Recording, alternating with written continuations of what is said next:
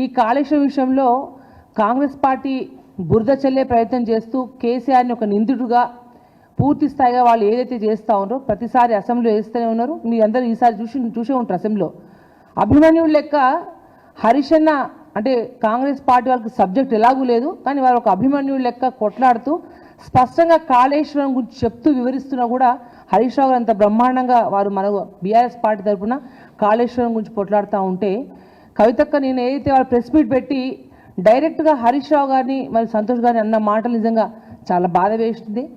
అయితే కేసీఆర్ గారు ఈ టైంలో అంటే మీకు తెలుసు దాదాపు తెలంగాణ రాష్ట్రంలో 60 లక్షల మంది సభ్యత్వం ఉన్న ఈ పార్టీలో ఎంతోమంది కార్యకర్తలు ఎంతోమంది జీవితాలు బీఆర్ఎస్ పార్టీ మీద పెట్టుకున్న వాళ్ళు ఎంతోమంది ఉన్నారు. కానీ వారు ఇటు హరీష్ రావు గారిని వాళ్ళని నిందించడమే కాకుండా దాంతోపాటు పార్టీ ఉంటే ఏంది పోతే ఏంది అనే ఒక మాట ఏదైతే అన్నారో నిజంగా చాలా బాధ వేసింది, చాలా కలిసి వేసింది. కేసీఆర్ గారు ఒకటే చెప్పేది, కుటుంబ సభ్యులైనా ఎంతటి వారైనా తప్పు చేస్తే పార్టీ వ్యతిరేకంగా ఉంటే ఉపేక్షించేది లేదు. తెలంగాణ ఉద్యమం టైంలో ఆ రోజు తెలంగాణ కోసం పడంగా ఆయన ప్రాణాన్ని పెట్టిరు. ఇవాళ తన కుటుంబం సైతం తన పేగు బంధాన్ని సైతం కూడా లెక్క చేయకుండా పార్టీ సంక్షేమం కొరకు ప్రజల కొరకు కేసీఆర్ గారు ఇవాళ మా గొప్ప మహానుభావుడు నాయకుడు ఇవాళ కేసీఆర్ గారు నిల్చొని ఏదైతే కవిత గారి మీద తీసుకున్న నిర్ణయాన్ని మనస్ఫూర్తిగా ఆహ్వానిస్తా ఉన్నాం.